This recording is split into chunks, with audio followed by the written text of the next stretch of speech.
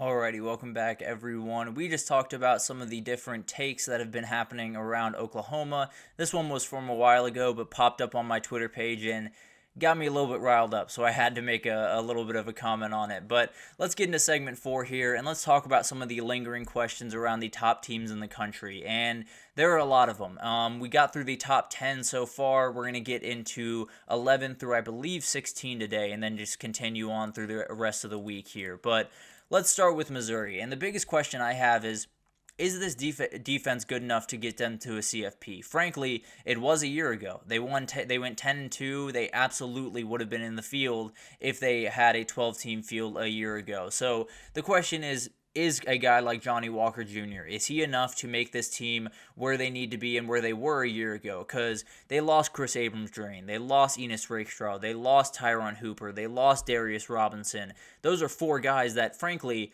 were a lot of this defense.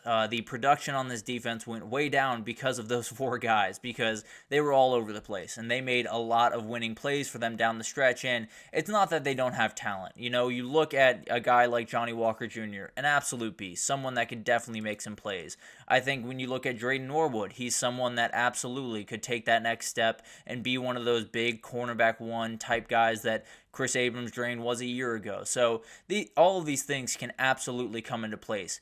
I don't love all of these groups. You know, Toriano Pride Jr. and Drayden Norwood. I like that group. I don't love that group. When you talk about Johnny Walker and Chris McClellan on the front end, I like that group. I don't love that group. And frankly, when you look at the SEC, you kind of got to love your defense if you're going to be able to compete. So it's not that I think Missouri's going to take this massive step back. It's not that I think they're going to be a terrible defense. But when you play in the SEC, the margins are very, very thin. And I think when you're coming back from a year where a lot of things went your way, where you had a duo on the back end that was absolutely locked down, when you had Darius Robinson on that front end, you had a lot of things going your way, and it feels like a lot of that stuff is now going the opposite direction and could come back to bite them. So I do think they have the ability. I think they have a ton of talented guys, but when you get into the SEC, everyone has talented guys. So it's definitely going to be something to watch, and if they can put it together, they will absolutely be in that CFP conversation at the end of the year.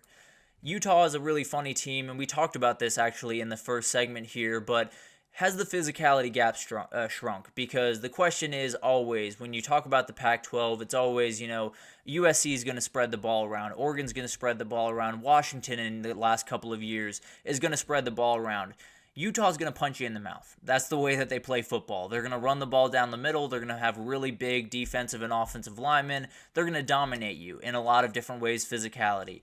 Can they do that in the Big 12 is a question that, frankly, I don't have a good answer for. I think Kansas State, I think Oklahoma State, I think Iowa State pose more problems, no doubt about that.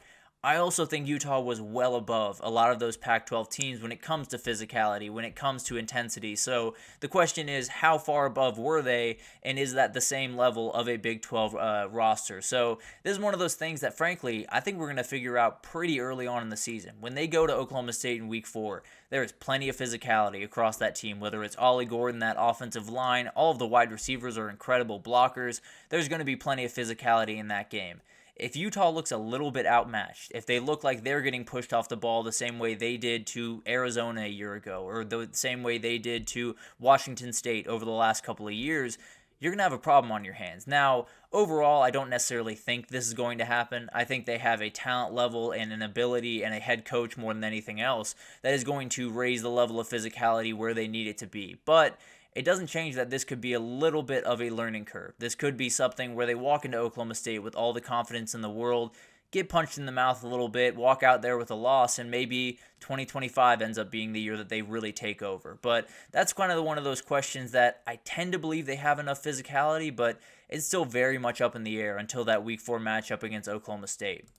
Moving on to LSU, have the coaching changes been enough to make a difference for this defense? Because frankly, the talent is one of those things that, honestly, more than anything else, this question comes down to an answer of another question that you might have, which is, do you believe in the talent that was there in 2023? Do you think that the guys that were there in 2023 were plenty talented to have a good defense, but were just put in the wrong scenarios? Now, I think it's a little bit of both. I think they're not necessarily where they need to be personnel-wise, or at least not remotely where they need to be on the front end personnel-wise, but I do think there are really good players on this team. When you talk about Harold Perkins, when you talk about Jacobian Guillory on the inside and Jalen Lee on the inside, they have guys that can make plays. They have guys, even on the back end, that can make plays and are very talented. Now, are they as talented as they need to be to win the SEC, to go to the college football playoff is a totally different question. But overall, Blake Baker, Kevin Peoples, Bo Davis, and a number of other guys that came into the staff are going to make a difference. They're going to make this defense better in some way. I don't know how big that jump is because it's got to be pretty sizable if you really want to make some noise this year. But at the end of the day, these guys are going to make this team better. They're going to make this defense better. And more importantly, they're going to put Harold Perkins in the right situation. So I think it's going to improve. It's going to make a big difference. It's going to put them a little bit higher up on the bar than they were a year ago. How much higher is going to be the ultimate debate, and really that just comes down to how good do you feel about the players that they have? How good do you feel about the personnel that they have comparative to the coaching staff that they have? Because I think they have talented guys. Are they where they need to be for them to really compete in the SEC is a totally different conversation. So definitely going to be something to watch. I think the coaching changes are going to make a difference, particularly on that defensive line with Bo Davis, but it could take some time to get that personnel in there to make sure that those coaching changes are fully realized the way that they want them to be. Moving on to Clemson, the question is very, very simple. Is Dabo right? Was he right when we were talking all of this trash about Dabo, saying you got to go into the portal, you got to utilize NIL more often, you got to make sure that you're filling the roster needs with some guys that have some football under the belt? He decided no. He stuck to his guns. He said, this is the way that I'm going to build my program, and no one is going to talk me out of it. And it's kind of worked. When you look at this roster right now, the sophomore class is really, really good.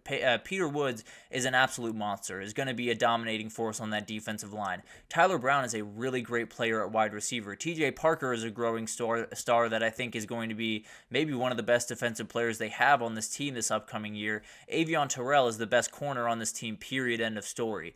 And then the freshmen are really good. You talk about Bryant Wesco and TJ Moore coming in at wide receiver, very talented guys. Sammy Brown in the middle of the defense is getting all the praise in the world at linebacker. Tavoy Fagan and Corian Gibson are absolutely going to be in this game plan for this defense. So, yes, those guys are young. Yes, they have some growing to do. But he's done an incredible job of building out this roster, even with not using the portal, even with, not utilizing this quote-unquote shortcut that a lot of other people have utilized. He's been able to put together a remarkable group, and this is the year where it would all come together. This is the year where a lot of this stuff would kind of be subsided. That sophomore class would take a little bit more ownership. The freshman class would make the plays where they needed to, and Dabo at the end of the year could be lifting the ACC title trophy and laughing at everyone else while he does it. And frankly, he definitely should do that if that's what happens. But overall, you have these questions about Clemson, and there's a million different questions as we head into the year. If Dabo's right, none of them are going to be a problem by the end of the year. So that's what it comes down to. Is Dabo right? And if he's not, then are we having an interesting conversation around Clemson at the end of the year? Moving on to Tennessee, the biggest question I have is Nico the guy that we made him out to be, or that he has been made out to be? Because if you're not a big fan of college football, if you're just tuning in right now, getting ready for the season, no disrespect, we absolutely love to have you. But at the end of the day, if you were tuning in, you would likely think this Tennessee quarterback was coming back for his second year. And he had a really good first year, and all the hype in the world is around him, and he's ready to take that next step. That's not the case. He's not necessarily a known commodity the way that we're describing him, and it's not to say that this kid isn't crazy talented, because frankly, I think he has the ability to be the second best quarterback in Tennessee history by the time he wraps him up, but that's a conversation for another day. He is a first-year starter, though. That's the reality of the situation. Every single first-year starter has those moments where it looks out of sync. And frankly, when they go on the road to Athens, that is going to be a very, very interesting thing. If he does look a little bit lost, it wouldn't be the most surprising thing in the world to me. He is a first-year starter. He's still learning the ropes. He's still getting comfortable in all these atmospheres that it could get a little interesting. And then in that Bama game, the weight of the world is going to be on his shoulders because they feel like they're attackable now. They feel like they can get after that defense. They feel like with Nick Saban gone, it's finally a rivalry that they can compete in.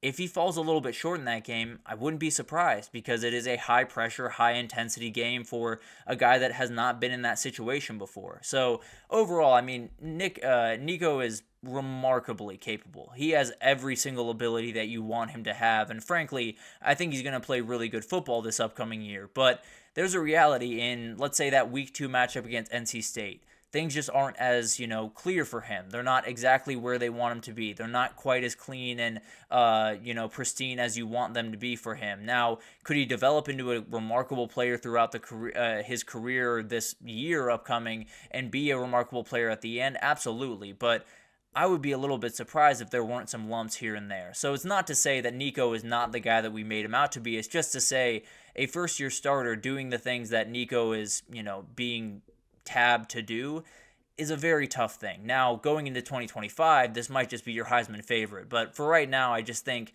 we might want to pump the brakes just a little bit on the Nico hype, although I think he's just absolutely remarkable.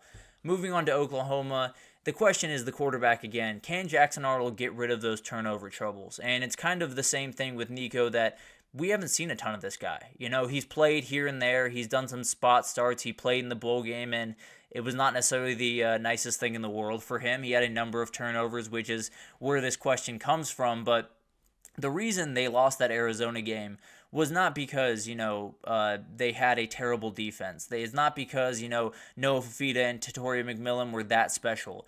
It was because they got a lot of short fields. And when you have a defense that is as good as Oklahoma's, they can do all they want in the world. If they're on the field for that amount of time, they're not going to be successful, plain and simple. Now, the good news for him is they are going to have a run game that I think is going to be good. Gavin Sawchuk is a guy that I really much like, and I think he's going to make a number of plays this year. The O-line is a big-time question mark, and it still is as we approach week 1, so I don't really know what's going to happen there, but it could get bad. But at the end of the day, I think this is one of those things that could keep OU from doing what they want to do. Frankly, it could change a season that could be 10-2 down to like 6-6 or 7-5 because of a couple of mistakes that he makes. So this is something that he's absolutely going to have to fix. And it's probably going to take him some time to fix it. So maybe early on in those games against Auburn and some of those other games, he struggles. And then throughout the rest of the year, he gets a lot stronger and plays a lot better. But as of right now, it's a real problem that Oklahoma is going to have to overcome if they want to do really much of anything this upcoming year. But let's take our final break here, and when we come back, we're going to talk about some of the fall camp intel. A number of quarterbacks were named. We have some injuries to update you on, a number of things to get to. So stick with us, and we'll be right back with that.